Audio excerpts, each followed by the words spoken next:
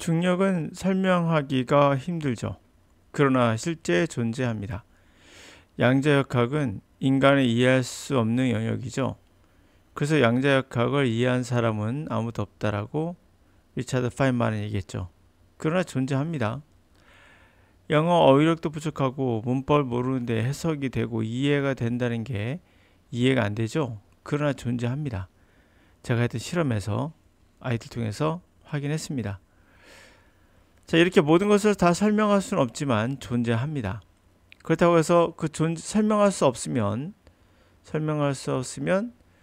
그 존재 자체가 의미가 없는 것인가? 아니죠. 그렇죠? 존재가 우선이고 설명은 후라 봐야겠죠. According to many philosophers, 많은 철학자에 따르면 there is a purely logical reason, 순수한 논리적 이유로 science will never, 과학은 결코 able to explain everything, 모든 것을 설명할 수 없을 것이다. For 이유는 in order to explain something, 뭔가를 설명하기 위해서는 whatever it is, 그것이 무엇이든 간에 it need to be invoke something else, 다른 어떤 것을 들먹을 필요가 있습니다. 그러나 what explain the second thing, 그 들먹였던 거, 그 두 번째 것은 무엇이 설명해 줄까? To explain, illustrate, 그것을 설명하기 위해서, 보여주기 위해서 recall, 우리 회상해 봅시다. Newton explained a diverse reason, range. 뉴턴은 diverse range, 다양한 범위의 그런 영역의 피노메나 현상들을 설명을 했어요.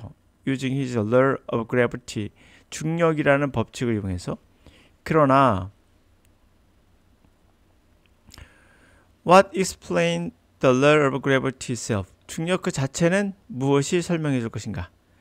If someone asks, 만약 누군가가 why all bodies, 그 모든 몸 천체들이 이그저 발휘하다, gravitational attraction, 중력으로 끄는 것을 이쳐서 서로 발휘한다고, 왜 발휘하는가? 라고 물어본다면 What should 우리는 tell them, 그들에게 무엇이라 말해야 하는가? 뉴턴은 had no answer to this question, 이 질문에 대한 해답을 갖지 못했어요. 물론 이후에 아인슈타인이 결국에 무게가 있는 것들은 어떻게 해서 중력이 발휘되는지에 설명하긴 했죠. 어느 정도. 하여튼 in Newtonian science에서는 the law of gravity, 중력의 법칙은 fundamental, 근본적으로 principle, 근본적 원리였어요. 중력 법칙이. 근데 it explained other things, 그것이 다른 것들은 설명을 했어요. 그러나 could not itself, 자기 자신은 explain, 설명할 수 없었죠. The moral, 그러한 교훈이 generalize, 이제 일반화됩니다. 일반화되고 있어요. 그래서 however much, 얼마나 많이 science of the future, 미래의 과학이 can explain, 설명한다 할지라도 the explanation it give, 그것이 주는 설명은 we have to make use of, 이용하게 될 겁니다. certain fundamental law, 특정한 근본 법과 principle, 원칙, 근본적인 어떠한 법과 원칙을 이용해야 하겠죠. 당연히. Since nothing can explain itself, 그래서 어떤 것도 자신을 설명할 수 없기 때문에 이 follow, 자연스럽게 따라오죠. At least 적어도 some of these law and principle, 이러한 일부 법칙과 원칙은 themselves, 스스로 unexplained, 설명하지 않는 채 남게 될 것이다 라는 거예요. 그러나 물론 제가 말씀드렸지만 설명은 후순위가 될 수 있는 가능성이 높아요. 존재가 우선 존재하고 그러고 나서 그거에 대한 연구를 통해서 후순위로 설명을 하게 되는 그런 사례가 비일비재하죠.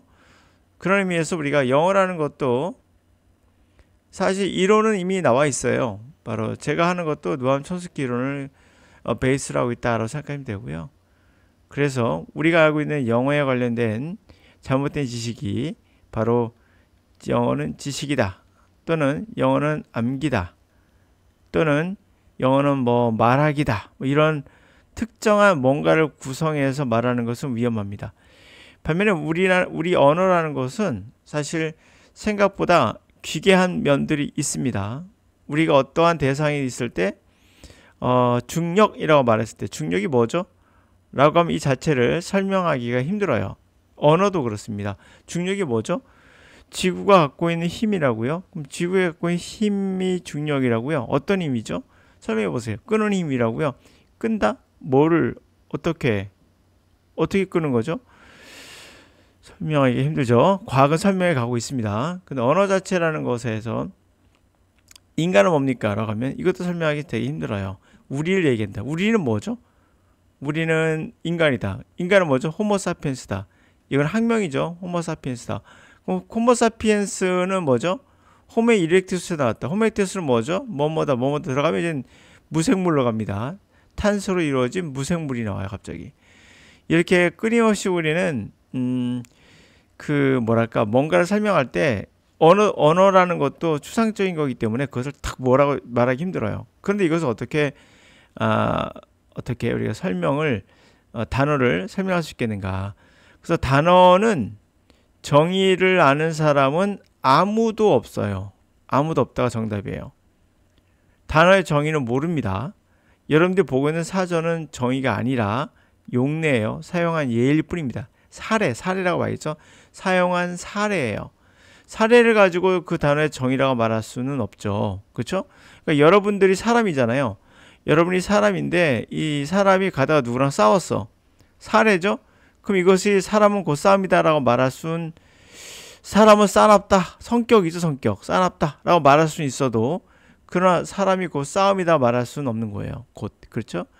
여기서 언어가 나오긴 합니다. 그 단어의 특질 같은 게 나오게 되죠.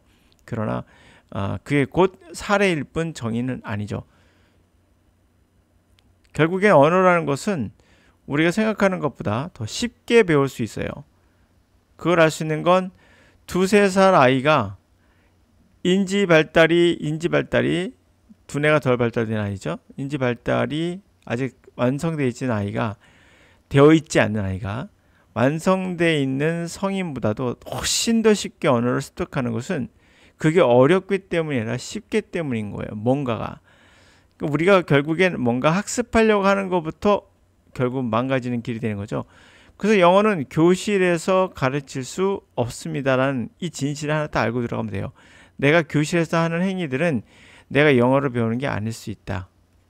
교실에서 하는 행위는 뭔지 아실 겁니다. 여러분들이 경험하고 있는 바로 그거예요.